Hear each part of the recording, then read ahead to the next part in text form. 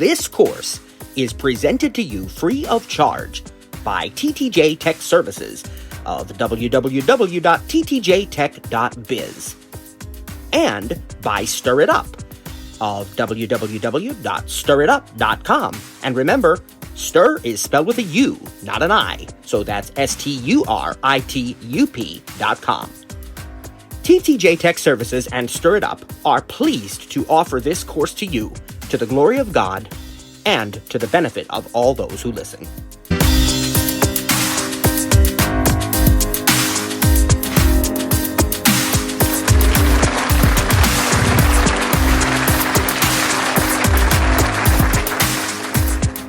And there we go. And once again, you know the drill, my friends, and welcome to Voiceover In and Out 2025, session number 1. Brand new start for a brand new year, and we're going to be teaching VoiceOver on your iPhone with iOS 26. I am trainer Matt, again, of TTJ Tech Services at www.ttjtech.biz. That's TTJTECH. Bravo Zulu.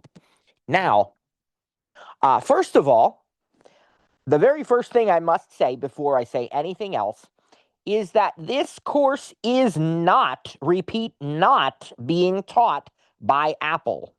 This is not Apple itself.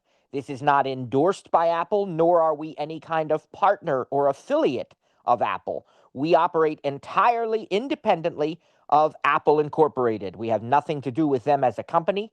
We like their products. We like their philosophies. We use them every day, and we really enjoy teaching them. But we are not part of Apple, nor do they probably even know who we are. Maybe some of them do, just individuals, but not as a company and not as a general rule.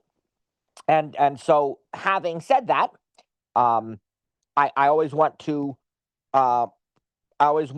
remind you of the excellent resources that Apple has. We'll talk more about those later. Apple Care, Apple Accessibility Support, the Apple Support app, and many others. We will discuss those in greater detail later, especially for our new folks who are brand new to VoiceOver. Welcome to you, by the way. So glad to have you, and we're going to help you along every step of the way the best we can here. Anyway, even though we are not part of Apple, I do have the Apple Teacher certification from the Apple education community. So a certified Apple instructor able to offer you the methods that Apple wants us to use to teach this stuff. I've basically demonstrated the skill that Apple feels is necessary to do that. And so they give us access to some great resources as part of that. I also have an Apple certified associate certification. Trainer Cliff from our team has the certified support professional certification. So we have many certified or certifications among our team or equivalent experience. And later on, you'll get to meet Trainer Cliff and Trainer Sarah, and you will thoroughly love both of them as well. They are a fantastic part of our team. And next up, I'd like to talk to you about how these sessions are going to work. As I said, today is going to be a lot of housekeeping, and then we'll do some teaching near the end. And then we'll be doing teaching for several sessions in a row. And that teaching will include explanations, demonstrations, walkthroughs, all of those good things, and a Q&A period at the end, but I'll come back to that in a few moments. After a couple of weeks, we're going to get into a pattern where the Monday session is the teaching session and the Wednesday session is the experience lab. Just keep that phrase experience lab in your minds because I'm going to talk about it in a few minutes. Now, during the teaching, we put everybody on a force mute or a hard mute. That is to say, you cannot unmute right now. If you were to try, it would tell you that the host is not allowing you to unmute. You also don't find, or if you do, it's not available, the chat option. We have that disabled as well. I'd like to explain to you why we do that so you know we're not just trying to be mean to you and ignore you and, anything like that. The real reason we do that is because if we start allowing people to unmute at will, it gets extremely chaotic. God has blessed us with these awesome numbers of participants, people who want to learn voiceover. The technology is so amazing, it's transformative, and so people want to learn it. And as you can see, we have a large crowd, and we like that. Praise God, it's wonderful, great crowd. But when you have a large crowd like that, you can't just let people unmute. It's not going to remain orderly at all. So we do a forced mute, and we do raised hands later during the Q&A part. Don't put your hand up now, because we will not respond to it. And again, that's not trying to be mean. It's that we need to teach. We've got a huge curriculum for you, I believe, and it's been said by others, and I'll tell you that I don't take any credit for this. I give all the glory to God, so I'm not boasting in myself. I'm boasting in Him. But understand that we have the most comprehensive curriculum of any voiceover course that I'm aware of in existence on the planet. And we've been told that by people, and it's free. So imagine that, because God has called us to offer it for free. So it's pretty incredible. So with that said, we've got to get through the curriculum, because we want you to know it. We think it's important, and it's going to be useful and helpful and beneficial. So that's why we do force mute, and why we only do raised hands and Q&A at the very end of each session. Why do we keep the chat disabled? Because that's extremely distracting. If people start chatting with each other during the teaching, it would be no different than people talking during class in a classroom setting, right? There's a time and a place for it. Absolutely. We don't want to discourage it. We enjoy it. We like getting to know you, and we like you getting to know each other. And there is a time and a place for that, but it's not during the teaching. So that's why those features are and will remain disabled during the teaching sessions, and the raised hand feature will be used during the Q&A at the end of each session. Now let's talk about the experience labs. We were given this by God, and we thought, wow, this is really awesome, and I believe it'll bless you. And those who have gone through it already, we've been doing it for 2 years now, I think, have really enjoyed it and been blessed by it as well. This is a way for you to try what we're teaching right away. And this is based on the philosophy that we learn best by doing, right? I could give you, 7 steps to Kevin Bacon, as the joke goes. I could teach you, step 1, go to settings. Step 2, go to accessibility. Step 3, go to voiceover, whatever the thing is, and you can memorize that. Well, what if you forget a step? Right? What if you're out and about, something needs to happen quickly, you're trying to make a purchase with Apple Pay at the store, just for one example, there are many others, and you don't have time to go back and find your notes with all 7 steps. What if the steps change? Because in technology, as you all know, that happens frequently. And so what if the steps change? What if what we taught you were the 7 steps today are not the same 7 steps next year? What if the steps are different? Or what if there's fewer steps or more steps? And so the idea is, and I'm not knocking anybody. There are some people who do some great step-by-step instructions. We work closely with one of them. Some of you know Rita and her iDevice advice that she does every week, and it's fantastic. People like it, we like it, and it's absolutely great. And we work together on that. But what our teaching philosophy is that we're going to teach you, and you're going to learn by doing. And so we have these experience labs that give you a chance on Wednesdays, not every Wednesday, but starting here, I think in about 2 weeks roughly, give you a chance to try what we've taught on Monday. Now, when we have a Wednesday session with an experience lab, I will try to remember to remind you of that on the prior Monday. And what we'd encourage you to do, if it's at all possible, it's not required. Please understand, it's not required. But if it is at all possible, we would encourage you, especially on those days, to come in on a different device other than the one you're going to be doing the lab on. So in other words, if you have, and some people can't because you only have one device, and that's fine. We understand that. But if it's theoretically possible, you have an iPhone and an iPad, or an iPhone and a PC or something.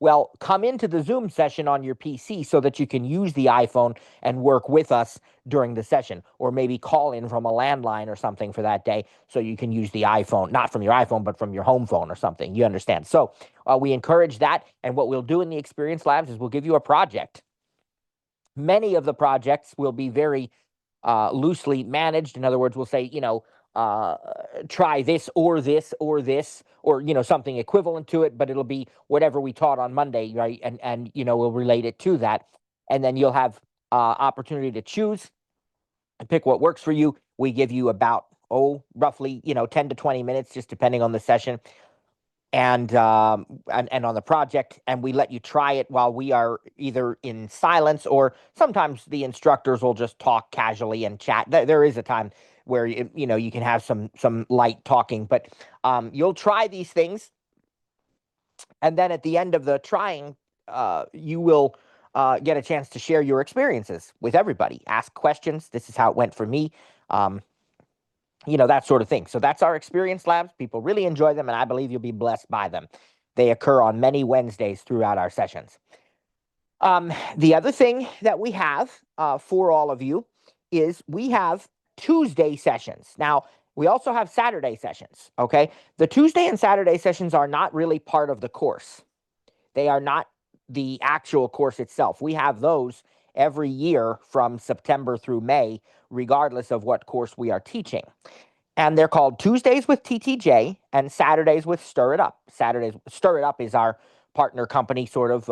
Trainer Cliff, he and I are brothers in Christ. We're also business partners, and so you often work with both of us when you choose one of us. But what happens there is that on Tuesday afternoons at 2 p.m. Eastern Time and Saturday evenings at 7 p.m. Eastern Time, we offer special sessions. And technically, it's oftentimes the Saturday session mirrors what we do on Tuesdays, and Cliff is the one that runs the Saturday sessions. That's why it's Saturdays with Stir It Up. So what we do is we give you an opportunity to come in and get help on your Apple products. And again, you do not need to be registered for that. They're free. They're open to anybody. You just find the link on our website. I'll talk about where in a moment, but you find the link on our website. It's the same for every Tuesday and Saturday session. And again, there's no registration needed for those. And so you come on in, you can ask your questions. A lot of them are help sessions, we call them. So you can, just, hey, how do I create a playlist in the music app on my iPad? Or my iPhone suddenly is doing this or that. What do I? So you just ask your questions, and we just go straight down through the list. No raise hands needed for that day, those days, and we just take your questions. And it's as simple as that. Now, not all of them are help sessions. Right now, we're in the middle of doing iOS 26 new features. So we'll have about another week of that probably on Tuesdays. That'll be tomorrow. And then we'll probably do some regular help sessions. Sometimes we have product reviews, and we have guest interviews, and we have little teaching sessions and different things of that nature. But you may want to come for Tuesdays and Saturdays, again, when you can. And again, that's not part of this class. It is separate, but it's available to everybody. And certainly people in this class use it to enhance their experience by asking additional questions. We try to provide as much opportunity as we can for you to do that. Now, beyond that, if you require or feel that you'd like further help, we do offer paid training. And that paid training is available from both Trainer Cliff and myself. Typically, we work together anyway, to be honest with you. So whichever one of us you select, you often get both anyhow. It tends to be, although we're both competent and certified in both areas, it tends to be that I'm the iOS guy, iPad, iPhone, that sort of thing. And Cliff is the Mac guy. He is by far much more of a Mac user than I, although I do have a Mac and I'm certified in it, but it's just not my primary thing. I use iPad as my main device. And we both offer Apple TV, HomePod, Apple Watch, that kind of stuff. And Cliff's even able to offer some other things if you need them beyond that, like Google, that sort of stuff. But anyway, so that is paid training. It is available. You can contact us privately for that if you need to go even further.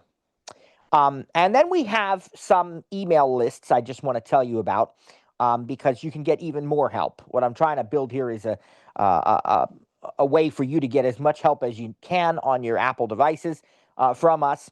And what we have, first of all, is we have two, really one in this category, one email list serve that we run. Trainer Cliff and I. It's called Only Apple Talk and Support. So it's Only Apple TNS is how that's done. Tango, November, Sierra. And it's a groups.io list. So for any of you who have been on any other groups.io lists, you know how to subscribe, right? Only Apple TNS plus subscribe at groups.io, right? Let me say that again. Only Apple Tango November Sierra plus sign the word subscribe at sign groups.io. And that's how you subscribe. Then when you want to send a question, it's just only Apple TNS at groups.io. You leave out the plus subscribe part. We have other lists for other things, but that is our support list. That's what I'll focus on right now. And there are other people that have great lists as well, like iDevices, for example. But since they are not our lists, we're going to just, focus on the things that we run because it's TTJ and Stir It Up running this class rather than, I don't want to, we could bombard you with list after list, and many of them are great. But, that's not, you get overwhelming information too, right? So those, you can ask questions. We've got a lot of great people. In fact, Cliff and I have very little work to do on that list because many times the other list members just answer. I think we have one of the most courteous, kind lists. We try to keep it that way, and it's only Apple, right? So that's hence the name, right? We don't do anything off topic. It's all Apple related stuff. So that's a great list to consider if you want to get further help. Now, what about if you miss a class? And I don't know, I have the isolation on, so I don't know if you can hear the fact that my puppy is barking right now. She's going crazy for a moment because my son is coming home from work.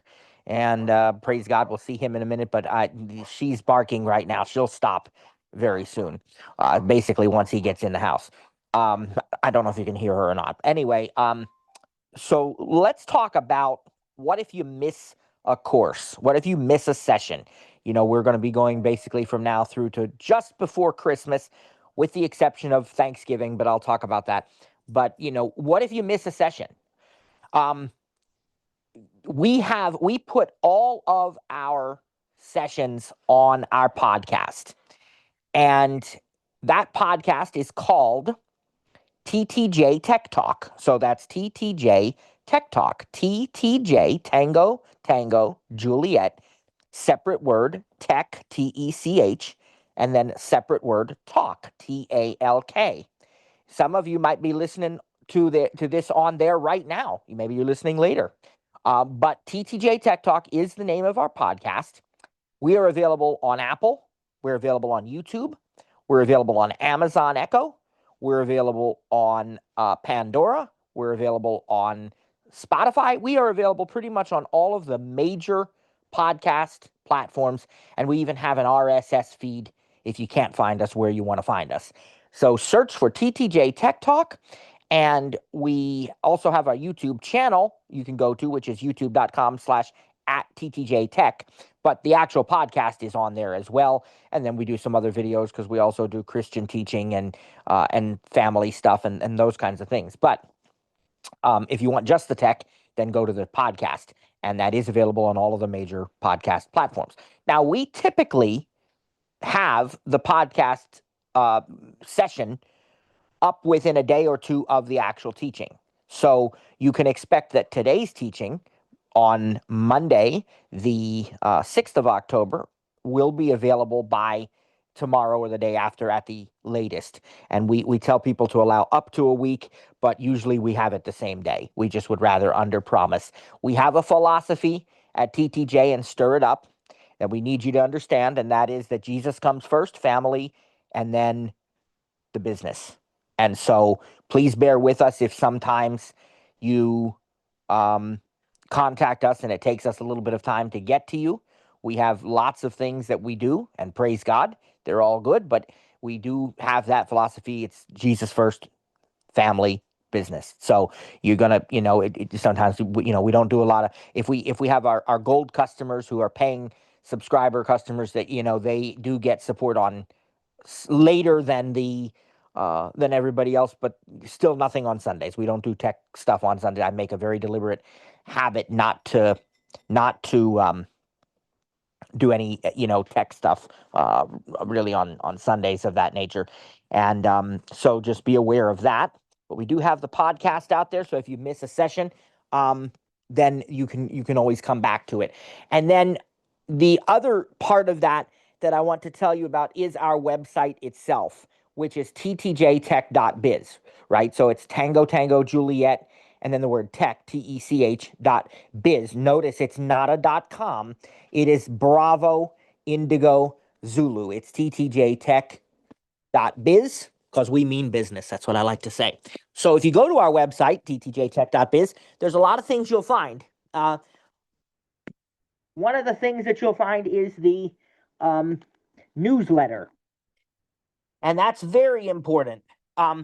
So oftentimes it's not high traffic at all, the newsletter. We don't send out stuff every day or anything like that by any means. But when we're starting new classes or we have other announcements, maybe about a class, a schedule change or something, and other promotions that we run, we post them to the newsletter. And each year, right before the Christmas shopping season, we do a special holiday gift guide. So we're already thinking about the 2025 TTJ holiday gift guide, and we're excited that that'll be coming out early November. And so that gets announced on there too, and a lot of other things. So you want to, when you go to ttjtech.biz, you want to subscribe to that newsletter, and if you've not already done so. And there is a subscribe button right on the main page of our website. I think it's under the heading of Get in Touch or something like that. And it's after our email address and phone number. And then we have this section where you can stay up to date, and we have a subscribe button. You simply click or tap or double tap or whatever it is you do, that button, and then it'll ask you for your email address. For those of you who are maybe somewhat familiar with technology and feel like you could do this, I just want to point out that it's not a separate page that comes up. Instead, it's like a little popover at the bottom of the screen, like a modal, that type of thing that pops up asking for your email address. So a lot of the page is going to be unchanged. It's just down there at the bottom, and then you'll hit whatever it says, subscribe or done or whatever it says. Our particular web hosting system, it does not have any real fanfare. When you subscribe, it doesn't give you a big, you've successfully subscribed to the, nothing like that. It's very simple. We don't send out an email, welcome, thank you for subscribing, please. No, it's just you subscribe, and then the next time we send something out, you'll get it. Also on our website, lots of great information, including our training packages, because as I said, we do offer paid training hourly and some packages. The packages do entitle you to a lot more training and at a discounted price. We really like our gold plan, which is a 2-year plan, and it offers basically 4 hours of training a month. But we also offer free resources, and there is an actual link on our main page called Free Resources in our navigation menu. There you will find the link to our Tuesday and Saturday sessions. Remember, I told you I'd come back to that? That's where that's located. So under Free Resources, you can see the special sessions on Tuesdays and Saturdays, and there's the Zoom join link right there. You'll also find the link to our podcast and other useful information. So do check that out when you have opportunity. Okay, so now what I'd like to do is I'd like to move on to sort of talking about this particular course now specifically, and what you can expect, the philosophies and so on, and where we're going to go from here. First of all, let me get one piece of housekeeping out of the way that I mentioned a little bit ago and referred to. We will not have class Thanksgiving's a Thursday anyway. We don't have class on Thursday, but we will not have class the day before Thanksgiving or the Monday after. Now, the Monday before Thanksgiving, I'm not sure yet. I think usually we do. We talked about not having it at all that week, but we instructors are going to discuss that and get back to you. So what you need to do is keep listening. As we get closer to Thanksgiving, I'll announce it here repeatedly, and also we will post it on the newsletter that I just mentioned. But I can tell you that the Wednesday, the day before Thanksgiving, we definitely will not have class that day. And that is the day typically that my family and I travel to my parents' home where we all have Thanksgiving together. And then the Monday after Thanksgiving is also a special day for us where we decorate our home for Christmas, have the leftover turkey and, the Christmas music playing and just having a really, really nice family time together. The kids don't have school that day, nor does my wife because she's a teacher. And so everybody's off usually. I don't know about my son this year because he works now. He's graduated. He's got a job. But I said, try and have off for that Monday. So I think he will, but for at least part of the day. But that's going to be the plan there. So no class the Wednesday before or the Monday after Thanksgiving for sure. And stay tuned for, additional updates on maybe the Monday. I don't know. But anyway, and then we'll resume class until I guess really I think Wednesday is December the 23rd, whatever that day is. It's only 2 days before Christmas, but it will be our final session for this course. And then we have other sessions coming in the spring semester, but I'll get to that later. So let's talk about voiceover in and out. The purpose of this course is to do exactly what the name says. It's to teach voiceover in and out. It's to teach voiceover from the ground up, from the iPhone perspective. We chose the iPhone because we believe that's the device most people are going to start with. And a lot of what you learn for the iPhone will absolutely work on the iPad. But we do have a separate iPad course in the spring, and that will be taught from a voiceover perspective as well. Everybody on this team is a full-time voiceover user. So the iPad course absolutely works with voiceover and without, but we want you to have this voiceover in and out course as a prerequisite to the iPad course. The iPad course is a more advanced course, so we want you to do this first, even if you intend to take the iPad class. Couple of important pieces of business here related to voiceover in and out. We always teach to the latest and the greatest. We always teach to the latest and greatest. What that means is we're going to be teaching from the iOS 26 perspective here, okay? And we do that pretty unapologetically, all right? We're not going to go back and say, all right, this is how you do it in iOS 18. This is how you do it in iOS 17. No, what we're teaching you is current. You need to have your devices up to date. And that's not a condemnation if you don't, or if you can't, your device is too old to handle it or something. We understand that. Many of the things are transferable, but we teach to the latest and the greatest because we believe that's very important. Apple releases regularly updates that are helpful and beneficial. And it's not only about the neat new features. Yes, we like the new features, but it's also about the security updates, the stability improvements. And, if there are any issues that arise in a new version, Apple is typically very quick to fix them, praise God. So we want everybody to be on the latest if it's possible, and that's how we're going to teach. When Apple releases something new and a new way of doing things, we typically embrace it right away. To give you a perfect example, when we teach the phone app, for those of you who are familiar with the new software, when we teach the phone app here in a week or two, it is going to be taught from the unified view perspective. I will reference the classic view option because it is still an option, but I use unified. We respect not everybody does. We respect not everybody likes unified, but that's what we're going to teach. It's the latest, it's the greatest, it's the newest. And some of you may not think it's the greatest, but it is the latest and it's the newest and it works well, and that's what we're going to be teaching. We'll mention classic view, but we're going to teach the latest stuff. Simple as that.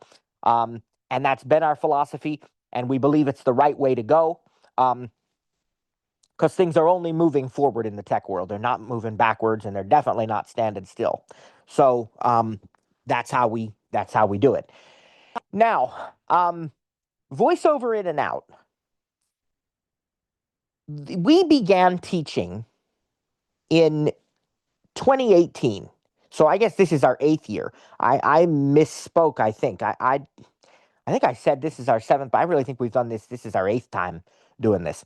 We started out with an iPad course that we taught in the spring of 2018. the reason we started offering these courses for free is because God put it on my heart to do so. But the earthly catalyst that he used to show me that we ought to do that is the release of a particular iPad. At that time, it was the iPad 6th generation back in the spring of 2018.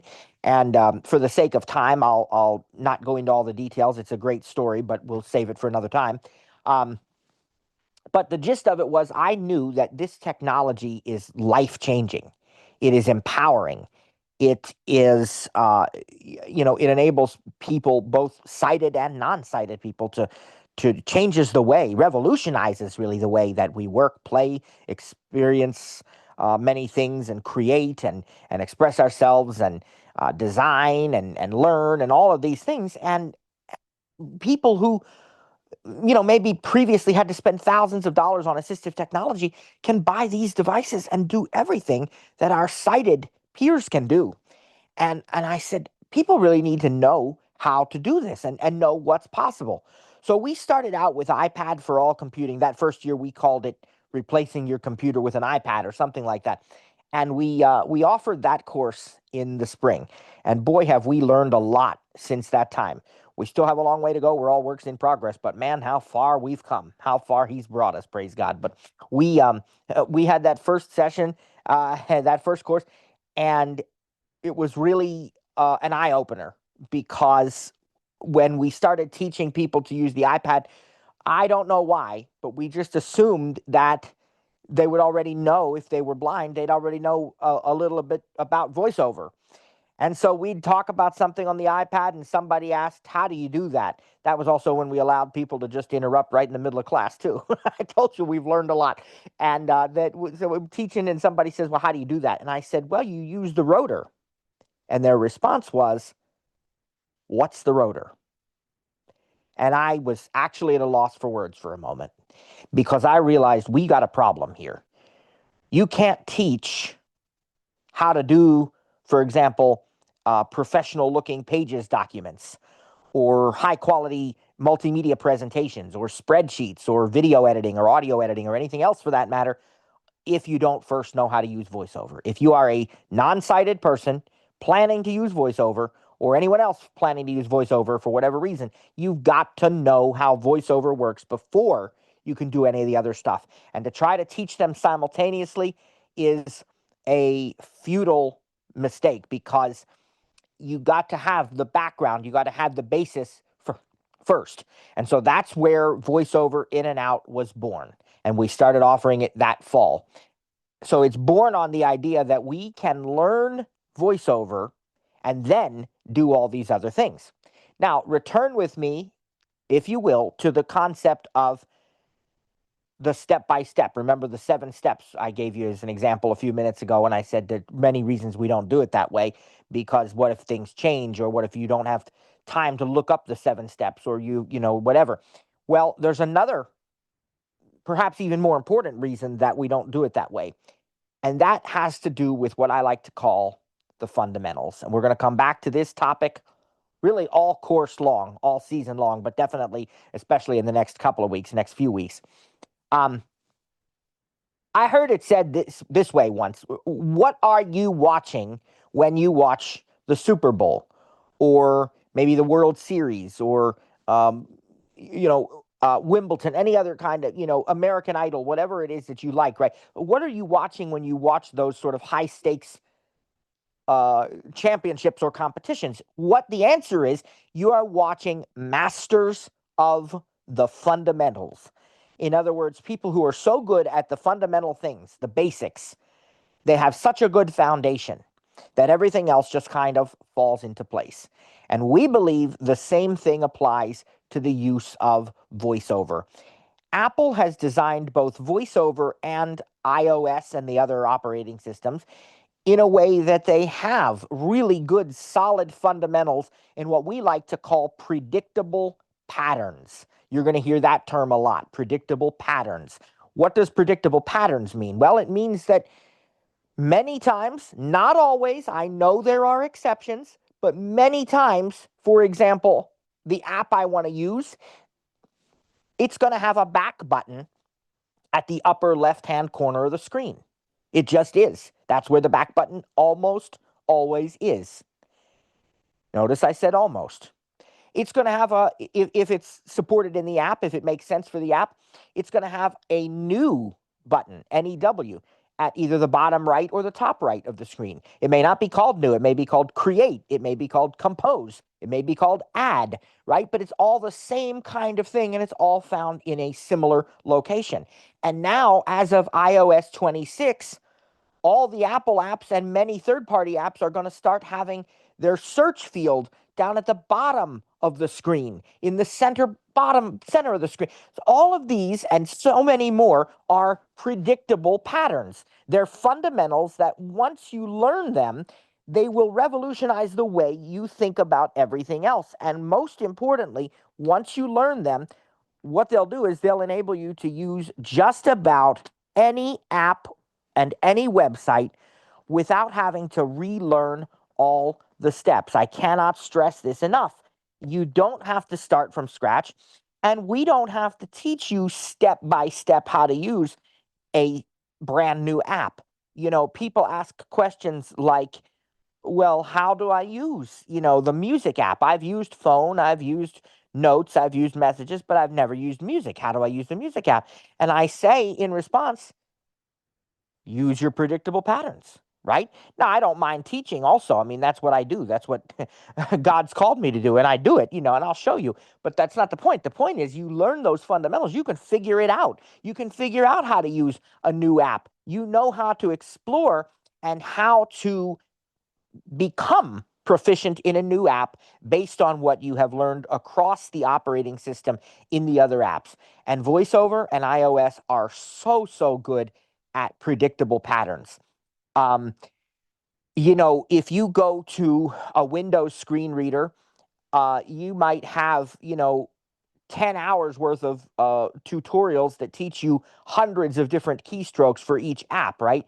Well, if you use the Macintosh, which is primarily a keyboard-driven screen reader, although you can use the trackpad with VoiceOver, but a lot of people don't. A lot of people like using the keyboard on their Mac, and so, if you want to look at the keyboard, I always said you could probably learn, and I never counted, it could be a little more than this, right? I'm not being precise, and, somebody will count and say, oh, he's way off, but no, it's you could probably learn a dozen keystrokes and for VoiceOver on the Mac and be able to successfully operate any app or any website.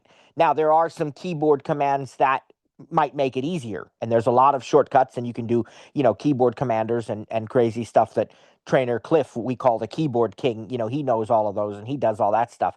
But the point is, with about a dozen keyboard commands, you can operate anywhere. And with the iPhone and iPad, it's even simpler because it's all gesture based. And so, you just learn a few basics and you can operate anywhere. And that's the beauty of the touch screen. And we are going to really push learning that touch screen and learning those fundamentals.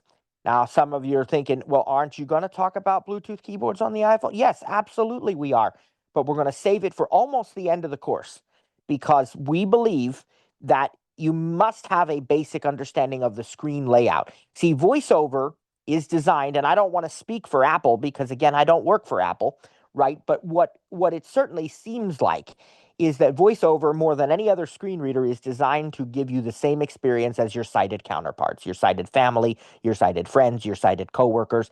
And so if you have somebody walk up to you and they say, hey, that's the button you need there, buddy. It's in the upper right corner of the screen. Well, you can literally reach up to the upper right corner of the screen and tap on that same button that they're talking about. And that works both ways, right? So, that allows us to help our sighted counterparts too. They say, well, where do I go to do this? And I'll say, hey, it's at the upper left or it's at the bottom or whatever, wherever it is, and they'll find it.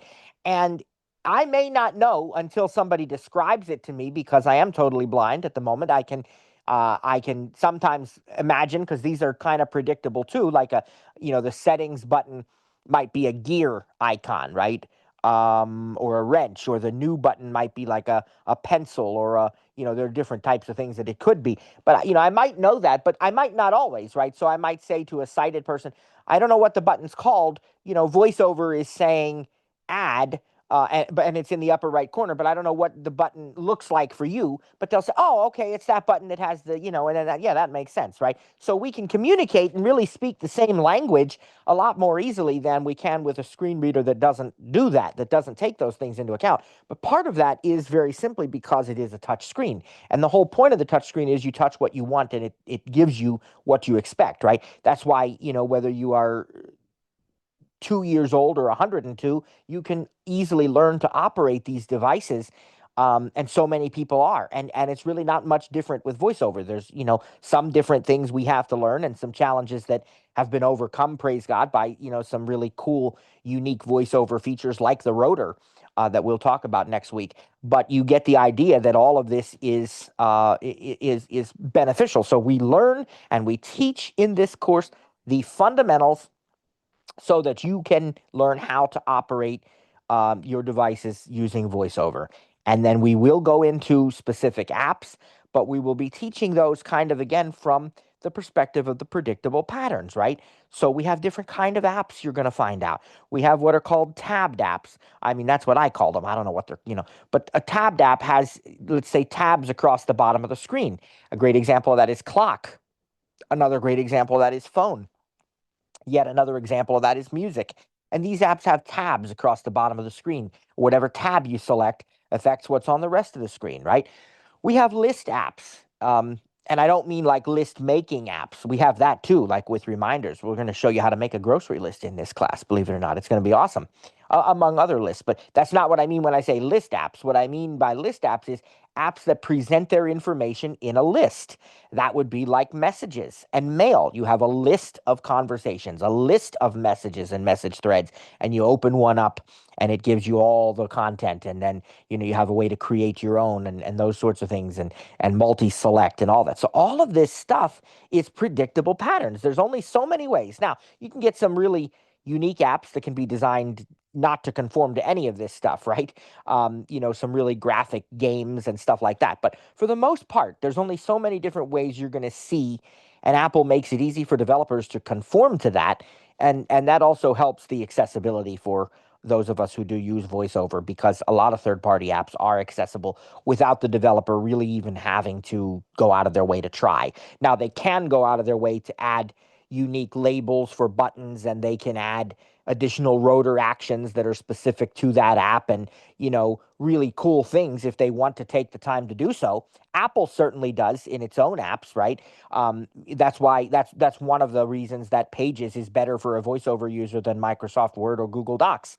Not the only reason, but it's one of the reasons, because in Pages, Apple has taken the time to do that, to go through and add unique labels and unique rotor items and all of this. And so, developers can absolutely do that if they choose to do so. But even if they don't, a basic app, if the developer follows Apple's guidelines, is automatically going to be accessible. You got to kind of work pretty hard for your app not to be.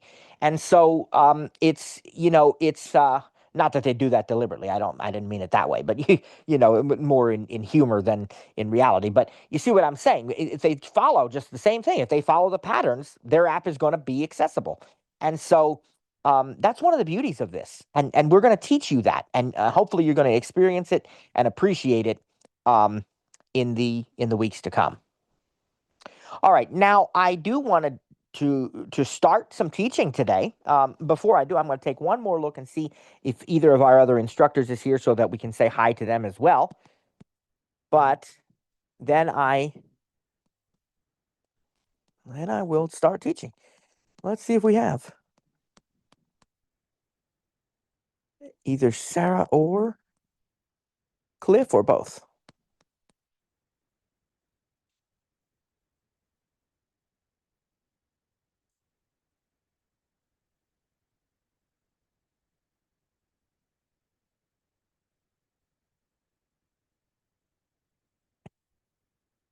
I do have trainer Sarah. And Sarah is our newest instructor to join the team. I think it was, what was it, maybe 4 years ago now. I'm trying to remember. Uh, I actually met Sarah because she was a student, but I kept seeing repeatedly that she would come in and she would ask these questions in just a very, very kind, just a gentle spirit, just a nice, just a quiet way. She'd ask these questions, and yet it was so obvious to me that she had an incredible body of knowledge because the caliber of the questions that she was asking was just far and above anything I expected at that point from our students. And so I finally gave her a call one day and I said, "How do you know all this stuff? And where's this from?" And it didn't take long for me to say, "You want to be part of our team?" And we had some discussions and some conversations, and it's been a joy to have her ever since as part of our team. So, Sarah, how you doing? Well, after all that, and all they're getting is me. Thank you. That was very, very sweet of you. Well, Um, you certainly deserving. You want to say a few words? yeah. First of all, you have at least, well, you have 100 people on here, Yes. and I couldn't get in. Yeah, I fully intended to email to text you guys this morning and remind you to come in early because that might happen, and I apologize, I just completely forgot. No, I But think it's yeah, great. I think yeah, it's fabulous, So I just kept trying right, and I got in. yeah, But, woe be to the people who, get off to answer a phone call or something like that because it's going to be frustrating. yeah. They'll have to Um get the podcast. Yep, yep. yeah, well, Uh-oh.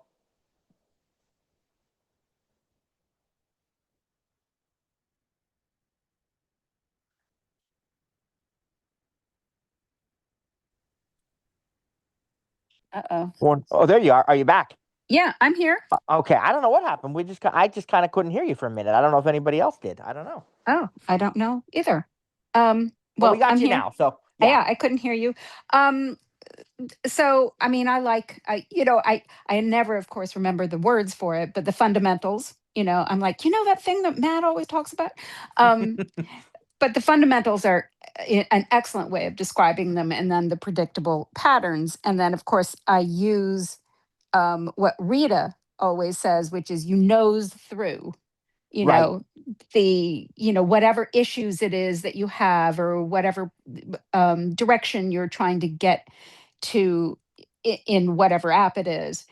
And it's one of those things that it's above all, I think it's the one thing that is the most important to learn, because once you have the sort of the knowledge of, okay, this didn't work, what did I miss, and you sort of go through it again, you try it again, and it just leads you through learning yourself. And once you have done that and learned it yourself, like, because listening to the lecture is great. It's a ton of information. It's great. It's a ton of information, and but you can't really learn it until you've done it. right. And so, the fundamentals and the predictable patterns are really the key to all of this, so that you can, when Matt is not lecturing or people aren't here to answer your questions, um, you can figure it out yourself. And Exactly, yeah. exactly. And I just wanted to, in answer to all the nice things that you said about me, I was just like, why is he asking me? And I am super grateful to be here. And I find it to be really fun. Absolutely, absolutely, and we sure are glad to have you. And we will hear more from Sarah throughout. Oftentimes, I'll do the first, I don't know, 65% or so of the teaching, and then we'll go to the other instructors and they'll add in their comments and they'll pick up things I missed or enhance in other ways. And so we'll be very glad to hear from Sarah more even today, and also Trainer Cliff when he comes in it's a busy because he does have another job at this point, and so a lot of times he's just sort of auditing. But he's always there working behind the scenes, and if he has something to say, believe me, you will know it. Uh, And so will we. and we can pick on him because he's not here, right? Uh, Right, Although we'd exactly. pick on him even if he were here.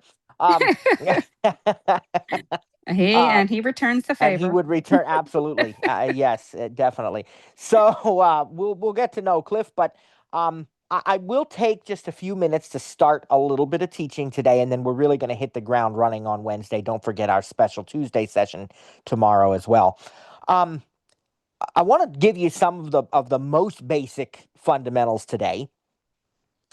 And I want to say that if you are brand new to this whole world of voiceover and the iPhone, your first device, it's most likely you're going to have some sighted assistance in getting that device up and running if you're new to it, right? Because you've never used VoiceOver before, so how do you even know how to set up the device? And the answer is you don't if you've never used it. Now, for those our repeat students who have been here 2, 3, 4 years or more, you use voiceover full time, you're a veteran at this point of the voiceover experience, you don't need sighted assistance to set up your devices. You can set them up entirely by yourself. Some people still don't. Some people go to an Apple store, so they can be sure. Others, they just do it because one of the things that you'll find out about Apple devices is that they are accessible right out of the box.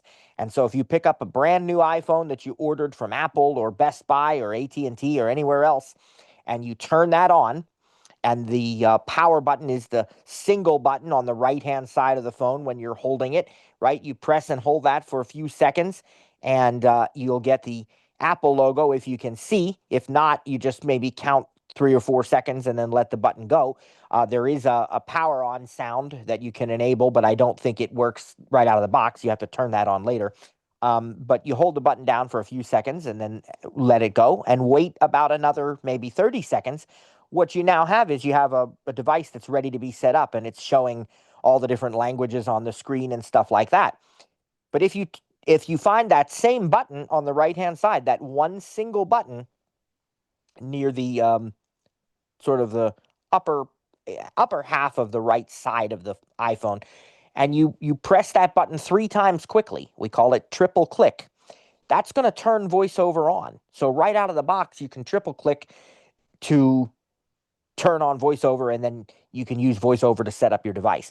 But I'm not going to focus too much on the setup process. And the reason for that is because I do believe that new users are going to want sighted help just getting familiar with things. And our repeat users really don't need me to focus on it because VoiceOver, again, you use the same predictable patterns that you would use to operate your phone in order to set it up. So we're going to kind of assume that that part is done, that you're coming to us with a fully set up iPhone that perhaps has VoiceOver already turned on, and you just need to learn how to use it. I also will mention Face ID, and I think all modern iPhones now use Face ID. I think the SE2 or SE3. One of those was the last to use Touch ID. There are plenty of iPads that still use Touch ID, so we'll talk more about that in the spring, but all the iPhones really use Face ID. And again, that's not something I'm going to get extensively into on day one. We will have a session later on in this course called Staying Safe in a Digital World. And that session will absolutely cover Face ID in greater detail. What I can tell you today is it works great with VoiceOver. It works even if you don't have real eyes. If you have artificial eyes, you don't need to be able to make eye contact. It's not an iris scanner or anything like that. It works in all conditions, dark, light, doesn't matter. With glasses, without glasses, it just works. So I highly encourage you to use Face ID. But again, we're not going to get into it tremendously. Um, I mentioned these predictable patterns. Everything, or almost everything, that my family and I do involves technology in some way. Near the end of our courses, we always offer a session called A Day in the Connected Digital Life. But we decided to give you a taste of that on day one so that you can be excited about the kinds of things that can be done. And so I'll just say it this way: from the moment we get up in the morning, whether it is to use, and I'll spell her name so I don't set off a bunch of people's devices, right? To use SIRI to turn on the coffee maker, or if my family goes to, my during the school year, my daughter goes to school, my wife and son go to work, whatever, and I ask, is the garage door closed, right? Or turn on the lights. Um, whether it's doing those kinds of things, whether it's streaming a TV show on the Apple TV while I'm eating breakfast, whether it's traveling around, getting turn by turn driving directions, looking at a restaurant menu online, maybe even ordering online for home delivery, right? You order DoorDash or something like that, or making a grocery list so you can do your shopping, or doing online shopping. Or what about making travel arrangements, booking hotel rooms and flights and various activities? Um, what about all the work that I do throughout the day, whether it's teaching like this, whether it is writing invoices, whether it's creating presentations, um, creating podcasts. I have different podcasts, this one and then a couple of Christian podcasts, and we do a lot of audio editing and video editing with that stuff at times, and reading the Bible online, or reading a book, or, you know, so many other things that we do throughout the day. All of these can be done using technology, and I do them independently, most oftentimes without needing a lot of sighted assistance. Praise God, I'm blessed with sighted family, but most of this technology stuff I am able to do using VoiceOver, using my iPhone, my iPad, my other devices. And again, that goes back to teaching you the basics. And we're going to give you some of those more advanced examples in this course. We're going to show you how it's possible to do so. But it all starts out with the basic gestures. Now, on Wednesday, we're going to learn about the home screen and the various components of the home screen. But today, I'm going to show you the basic navigation gestures so that you can start exploring the home screen on your own. I'm going to switch my iPad to original sound mode so that I can use my iPhone with VoiceOver and you can hear it. If I leave it in this mode, it's kind of choppy because of the noise suppression. So I need to remove the noise suppression. I need to caution you that when I do that, if I so much as bump the iPad against my shirt, you're going to hear that. And I apologize in advance for any background noise. I'll try to talk a little quieter because it almost gets distorted if I don't. Um, but it's important I do it so you can hear the voiceover speech. All right, here we go. And here we go with audio settings. And here we go with the mic settings. Select done button. Okay. Okay, I can hear it very well. Yes. Okay. Speech and off. Obviously, as I said, I'll talk a little softer, stay a little further away from the iPad. But what I was going to say is when I wake up my iPhone, which I have right here, and my settings, we will teach you later how to customize these because some people don't like lifting their phone and it starts to talk, or tapping the screen and it starts to talk. I do have both of those enabled, tap to wake and raise to wake. So when I do that, my phone immediately announces the time. 3:07 p.m. And you heard it make a little click. Let me do that again here for you. 3:07 p.m. Okay, so I'm on the lock screen, and you heard the little sound that indicates that Face ID was successful in authenticating me. Now it went back to sleep, which is fine. But that is what's known as the lock screen. Even if you've already done your Face ID and the phone is technically unlocked by definition, it's still the lock screen. And on your lock screen, you will have your notifications that you may have missed since you last had your phone unlocked. You will have any widgets that you have set up. A widget is kind of a little mini app that displays real-time information. For example, I will show you, I have a weather widget, and again, that's a little more advanced. We'll learn later how to add widgets and stuff. That's not a day one thing, but I'm mentioning it because I have them. So on my lock screen, in addition to the flashlight and the camera and those sorts of things, which even those are customizable, you'll see that I have like the weather. 3:08 p.m. Monday, October 6th. Weather, temperature, currently 80, high 80, low 48. Calendar, next event, 5:30 p.m. Canary, 48 minutes ago, Canary, downstairs temperature is under 6. Now, it's reading me all the, I'm just swiping, and I'll show you that gesture shortly, but it's just reading me all the different things, the weather, and I have a calendar widget, and then it was reading a notification from my security device called Canary. It was telling me that the downstairs temperature was a little lower than what I have as the threshold, but that's normal when we're running the air conditioning, which we are today because it's 80 degrees outside, as you heard. You also heard it's going to get down to 48 tonight. That's Pennsylvania fall for you. It happens. So, what I now need to do is get off this lock screen and get to the home screen, which we're going to learn about on Wednesday. How do I do that? So, we're going to use what I call the go home gesture. Now, for folks who are not voiceover users, the go home gesture is very simply swipe up from the bottom. Just a single one finger swipe up.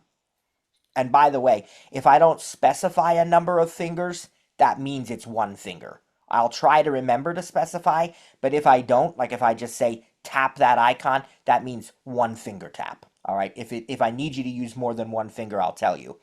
So when I say it's a swipe up to go home, it's literally one finger swipe up from the bottom of the screen to go home. With VoiceOver, that gesture is going to be slightly modified, only slightly.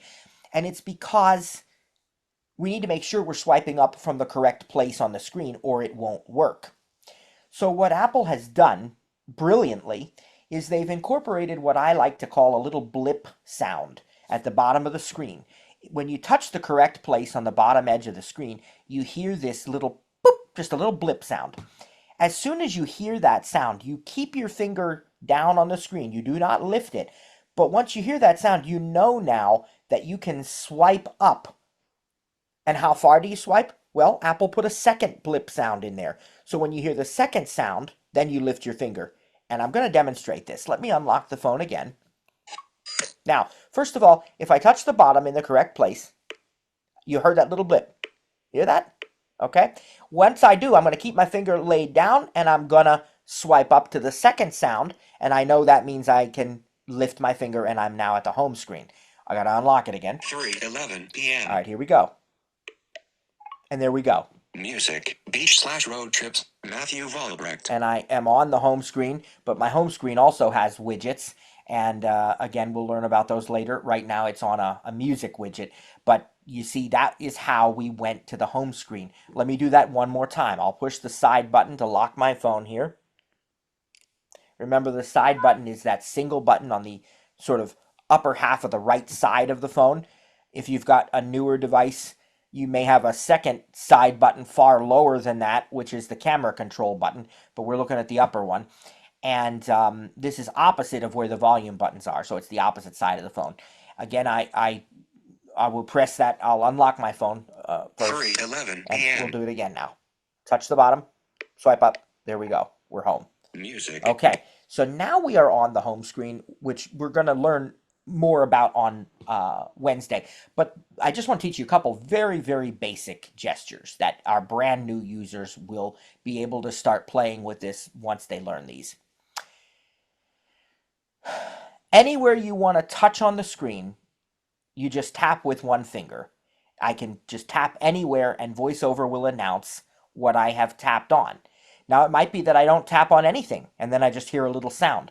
But assuming I tap on something, right, then VoiceOver will announce what that is. And the home screen, for those who don't know, is filled with icons. What's an icon? Screen dimmed. An icon is a little picture or a little symbol that represents something. So in this case, they're app icons. App is short for application, right?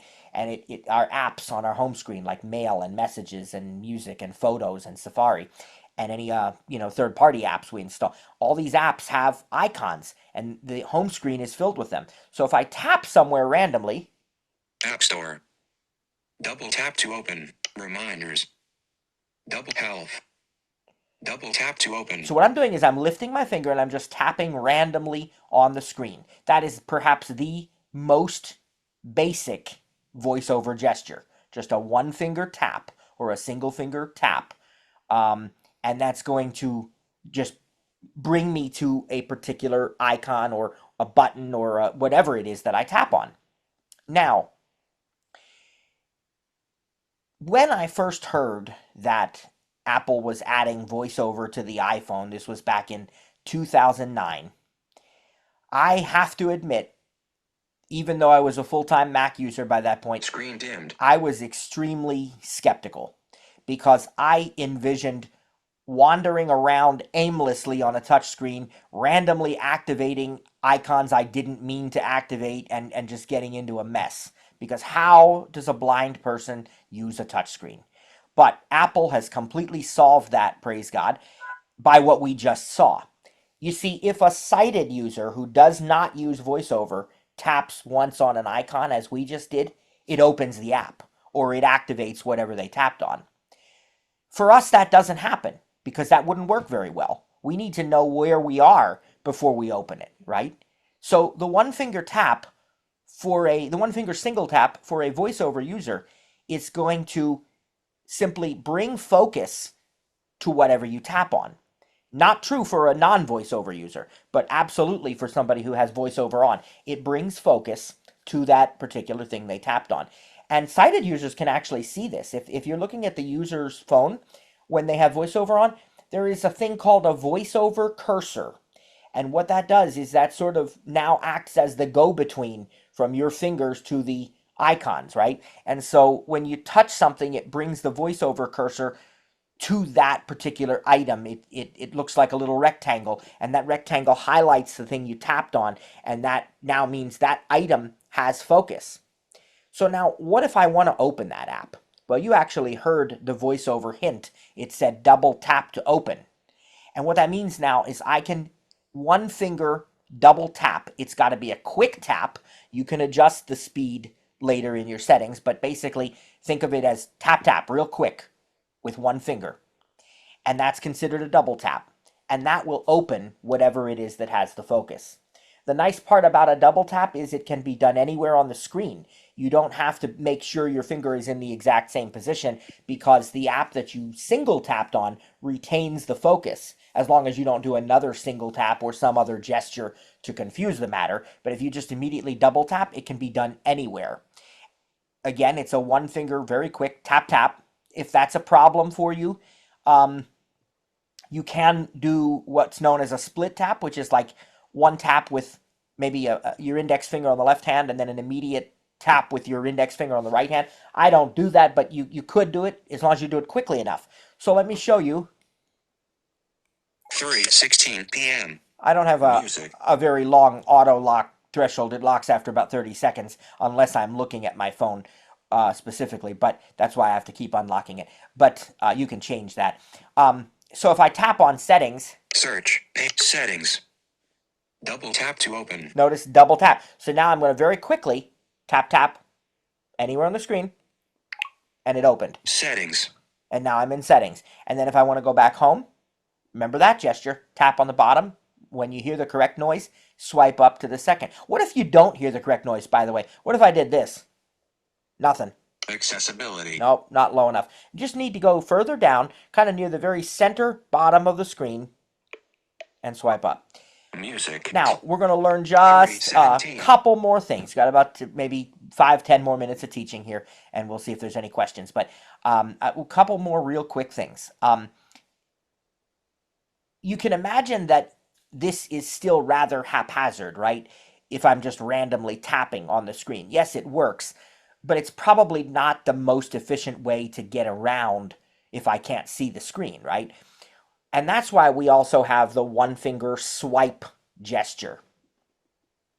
Now, there's a debate sometimes, usually pretty friendly, within the visually impaired community about the difference between a flick and a swipe. Screen dimmed.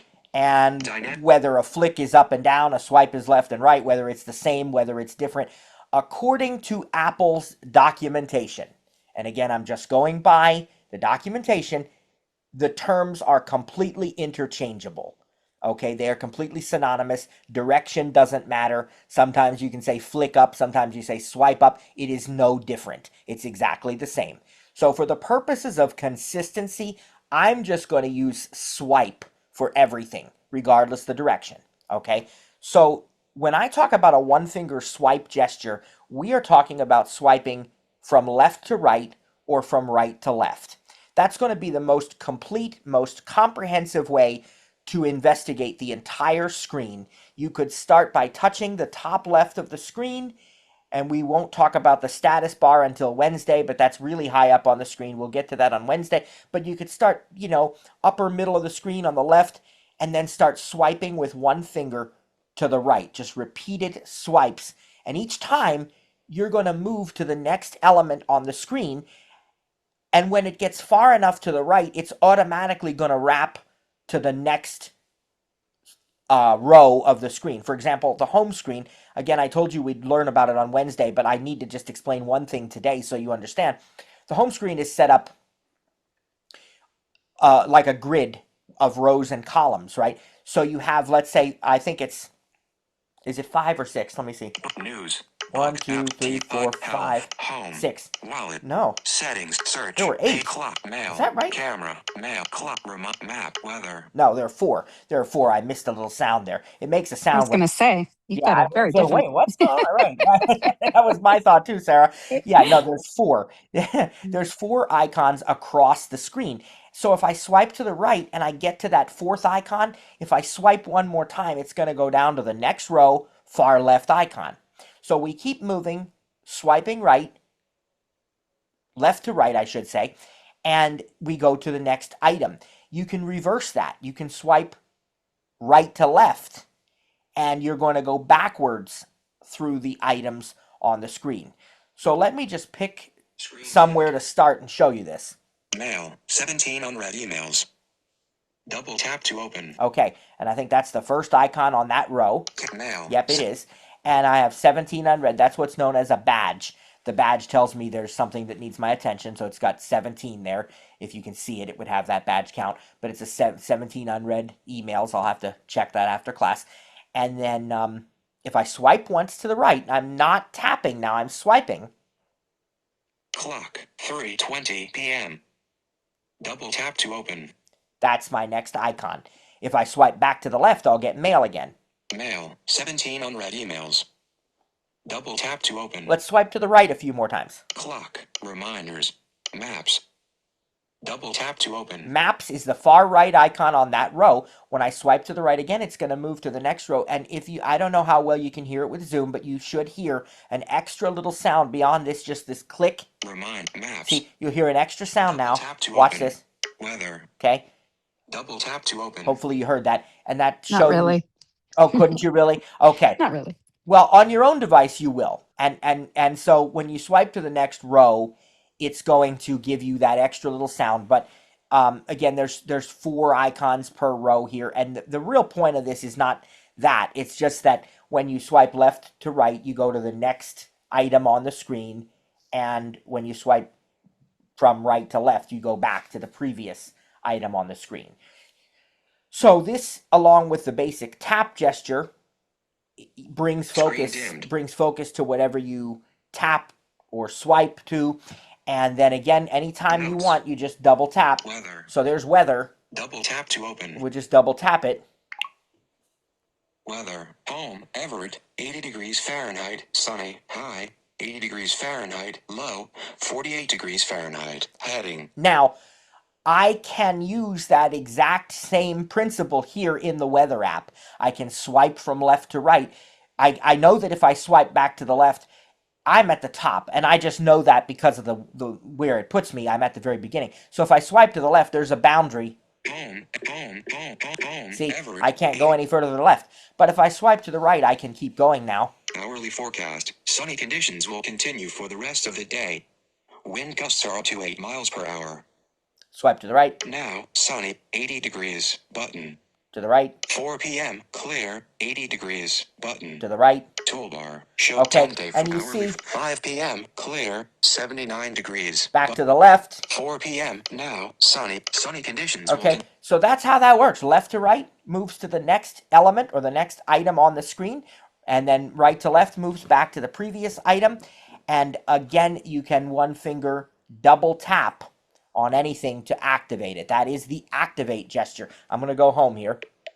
That is the activate gesture. Double tap. It opens the app.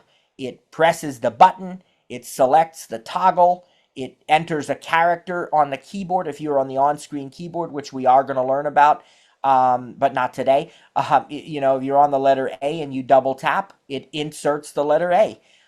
So this is the most basic way to move around. We've learned swiping left to right, swiping right to left, tapping, double tapping, split tap.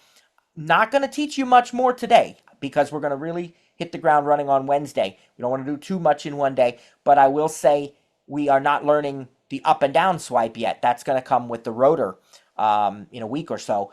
And in the meantime, we're going to learn a lot more on Wednesday. We're going to learn how the home screen is set up. We need to learn about the status bar and, you know, control center and all these kinds of things. Now, I will tell you, before we go to Trainer Sarah and go to your questions, that if you want to go just a little bit further but still keep things really simple, we do have a primer that we posted on our podcast. I told you about the podcast earlier. You'd have to go pretty far back because it was not actually on the podcast, I guess. It was on YouTube, now that I think about it. You have to go back to our YouTube channel from last year in September or August. We did a voiceover getting started with iOS. And really, most of that is still applicable to this. We're going to teach all of that, you know, in the next couple weeks. But we do have these primers for iPhone, Apple TV, Mac, all of them, I think, on there. So you can check those out as well. Sarah, do you have anything to add before we go to questions?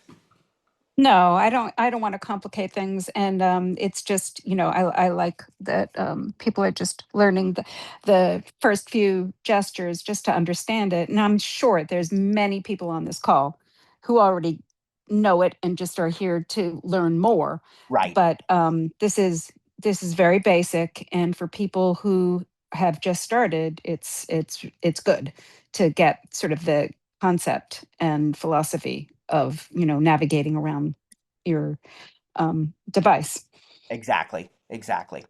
All right. In a moment, don't do it yet. In a moment, I'm going to ask for anyone with questions to raise their hands. Now, when we do that, there are some caveats here again due to the time. Normally, we'll try to end at 3:30 Eastern, so a 90-minute class. Today, we're going on just a little bit over because it was our first session. But when we do this, we ask you to please keep your questions concise. We really do like getting to know you, but it's just not the time for you to tell us all about your day and everything else and other comments. We appreciate the, you know, the positive feedback and we like to know what we can do better, but this is not the time for that either. This is the time very simply for questions, and they also need to be on topic to whatever it is that we've taught that particular day. Depending on the day, sometimes somebody will raise their hand and they'll say, well, I have 3 questions. Most of the time, that's okay. But we reserve the right to say, not today. It's getting too long, so keep it to 1. And I'm going to invoke that privilege today and say, keep it to 1 question for today because we're already past 3:30, I think, or we're getting there. So Sarah's going to handle the raised hands. Put up your hand. When we call on you, we will give you an unmute request on your screen. And Sarah, I'm going to change my audio back so you'll hear voiceover for just a minute. I apologize. I'll try and make it quick here.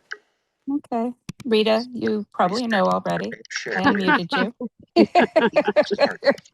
Hello. Hi. Great job, both of you. Hey, good to hear from you, Rita. How you doing? Hey, I'm great. Excellent description. I think when people are first learning this, that they need to be aware of something called the capacitive touch, that this is electrical. When you're touching the glass, there's a drop in the current is running under the glass, so the cursor can move to where you're going. Okay, and so it's really important to not pound on the glass really heavy-handed, to be very feather light, and it's almost like you're flicking a piece of dust off the glass if you're doing that swipe or flick gesture that he was saying simultaneous, the swiping. And a lot of people still are trying to hold their phones. And what's happening is the side of their hands, their thumbs are accidentally touching the glass while they're trying to learn these gestures. And voiceover is seeing it as a different gesture. And so it's taking them places they don't want to go. So it's really important to put the phone down on the table in front of you, a good surface where the phone won't move on you, and practice these gestures that Matt is going to teach you, because then you'll get mastery over how to control the phone, if you lay it down and swipe with one finger and try to keep everything else away from that glass so that you don't accidentally do a different gesture. And Rita, we've actually seen, and I appreciate you bringing that up, especially about not pressing too hard, because some people think you have to press hard and you really, really don't. If you do, you may get other taps on things you didn't intend. And that's what she's talking about too with the phone in your hand. And Rita, we've even seen, right, where there's some really, really, I mean, it's rare, but some really thick cases or some screen protectors that are not the glass kind, but they're that like sort of aluminum Plastic, material. They'll yeah. actually cause what Apple calls like phantom taps. In other words, oh, I didn't tap on that, but yet it opened this instead of that, and it's that exact thing that's happening. Yep. Yep. So it's real critical to lay it down. And Yeah. if you practice the gesture, maybe on the table first with your finger, like a one finger swipe he was moving from one app to another. So if you practice on the table and then bring your finger over to the glass and swipe right, and it'll move that cursor for you forward. Uh, so And I think, and that's for, extreme beginners, who really haven't, a lot of Yes, times if you're a beginner, you may be gripping the phone. right. yeah. And when you're gripping the phone, the tips of your fingers are sneaking over the edge. And Yep. and that's what Rita's basically trying to get you to avoid, is touching the screen inadvertently. Yes. Yes. Yeah. Yeah. Yes. Thank you very much, Rita. I appreciate it. Sure. That's our pocket Rita. Yep.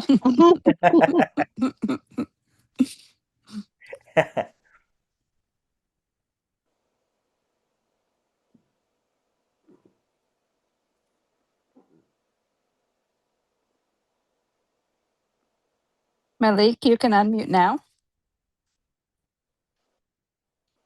Good afternoon, Matt. Hi. So, here's what I'm doing, right? Swipe up to Ooh, unlock. sorry. Ooh. So, 31. I'm in my home screen, right? I explore by touch, like, Stocks. can you hear it, by the way? Yes. Yes. To open. So I'm exploring. National Federation of the Blind. Explore. Stop. It's making this kissing noise as I'm going somewhere too. I don't know if that's an Apple thing, because I reset my voiceover on accident one day, or because I know there's a reset voiceover button on the iOS 26. So it keeps making this kissing noise. I don't know how to turn that off. No unread emails. I didn't hear it. Matt, did you hear No, it? I did not. It keeps making this. National Feder Doc. No, It's making that. it's not reading. It's not reading into, Oh yeah, so that we can hear it. Doc. Phone. it's making that type of blip, that kissing noise. Speech off. So I got my. It's making that noise, that type of noise, when I'm flicking around. It's not.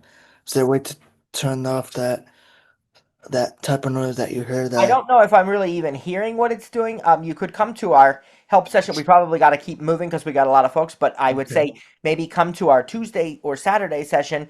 And I'm not sure that I'm hearing it though right now. What is the phone model that you have? It's a 16 Pro Max. Okay. And there's no other audio devices or anything in the mix. It's just the speakers from the device, right? Yeah, it's making that. I don't think we hear it, do we, Sarah? No, no, I'm I not hearing really it. don't hear it. Yeah, yeah. So, Um, yeah. I mean, I don't think there's anything to be Speech concerned on. about at this point. But definitely, if you want to come to one of our Tuesday or Saturday sessions, again, I don't know we could really offer you anything more because we can't hear it. But we certainly you can look through. I'll say one other thing. You can go to accessibility under settings, go to voiceover, go to sounds, the audio settings, and look through the sounds that voiceover makes and see if you can figure out which one it is, and you can always disable it if you don't like it. Other than Okay, that, thank you. thanks for your question. Thank you.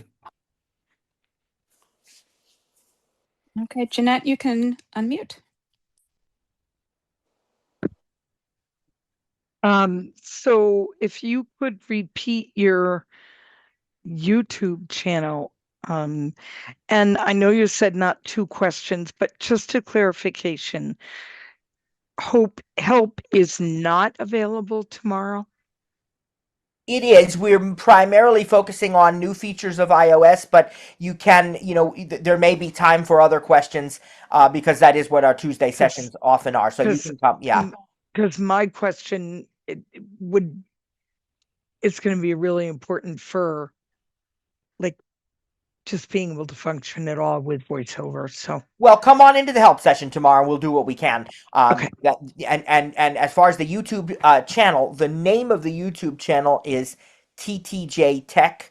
So if you want to go to youtube.com/, and then you'd have to put the at sign because that's how YouTube does it, and then the word TTJTECH. So it's youtube.com/at TTJ Tech. You can also, if you are only interested in the tech part of things, you can just search for the TTJ Tech Talk, which is this particular podcast. Or, if you go to YouTube and search TTJ voiceover in and out, any of those kinds of terms should bring up our channel as well. Okay. All right. And Thanks. it's a different link for the Tuesday sessions, but you can find it on our website. I do. Okay. Yes. All right. Thank you so much. Okay, Chris, you can unmute.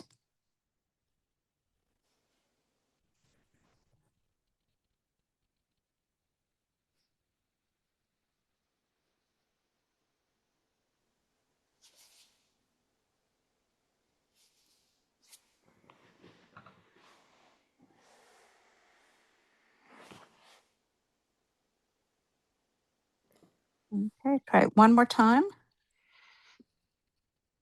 Chris, you can unmute. Okay, here I am. There you are. There you are. Hello. I Hi. hope I'm not jumping ahead here, but the way my phone is set up, when you were showing at the very beginning about hearing that little pop sound and going to the home screen, hearing three little pops, mine, when I tap the phone and slide my finger up once, it takes me to the last app that I was using. Now, is that a setting that I did that we're kind of jumping ahead here? You mean or- you're going to the app switcher? No, it's going to the last app that it opens the last app that I was using. So, I mean, if you're on the third, I mean, it should be taking you to the app switcher. So, Well, I don't but you hear know a the third. difference. I don't hear a third pop. It's when I slide my finger from the bottom and I get the first pop, it's taking me right away to the last thing that I was using. Instead of to the home screen? Right. I don't know as I've ever seen that happen. Yeah. So where are you starting from? You're starting from the home screen and you're going up and it's blipping, as far as you know, twice? No, I think it's only blipping once. Are you using Once. are you using that device in this Zoom meeting, or are you using a different device? No, I'm using my PC Okay. Can we hear what's happening? I mean, I can't. We may have to ask you to come back tomorrow. I probably can't take too long, but can we hear what's happening and see? Okay, I'm at the lock screen. 3:38 p.m. Phone number 9, text field. See, I was on the phone app. Okay. And- Now do the gesture again now. App switcher. Phone active. Okay. Yeah, Now that it's time taking to the app switcher. It that says time app you Now did, switcher. yeah. So two things to say. The first thing that you did was unlocked your phone and swiped up. And because you were already in an app when your phone went to sleep, you are correct. It brought you back to the last app that you were already in. If you were not in an app when your phone went to sleep, it would bring you home. So I apologize. I didn't explain that. I guess I didn't really think about it. So that was an oversight on my part. You are correct. If you are already in an app when your phone locks or when your phone goes to sleep, when you wake it up and and I can demonstrate that here. 3:38 p.m. If I go into phone, Dock. Phone. or I'll do 70. Safari, so it's something different from what you did. Safari. So I'm in Safari. AirTag 4 app Prime Okay. Deal Days Hero 3. Link. All right, now if I let my phone go to sleep, I'll lock it. When I unlock it, 3:39 p.m. now Safari. Skip to I'm continue. still in Safari because it does go to the, if you already had an app open, it goes to that. But if you were on the home screen, it would go home. Now the second issue though that you had whenever I asked you to do the gesture again, you actually did swipe up to the third. I don't know if we were able to hear it or not, but if you swipe up farther, which I didn't teach that yet today, but if you do swipe up to the third sound, it does take you to the app switcher. So all that happened in that case was you just swiped up a little bit too far. Oh, okay. But I do like that in a way, Yeah. going Yeah. immediately to the last thing you were using. That it doesn't bother me. I was just curious why it was No, doing that. I really appreciate you pointing it out. As I said, it was a complete oversight on my part. I just assumed everybody would be on the home screen first. So, yeah, no, that's a very, very valid point. I appreciate it. Okay, thank you. All right, thank you.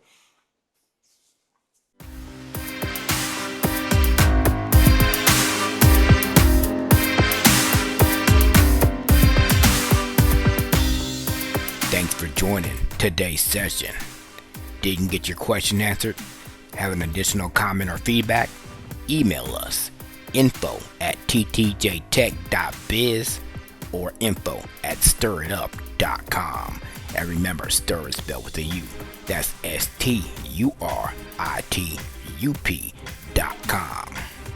Or check out our websites for additional resources. That's ttjtech.biz or stiritup.com. And remember, subscribe to the newsletter when you're there. That way, you don't miss out on any upcoming announcements or events. Thanks for joining us. God bless, and see you next time.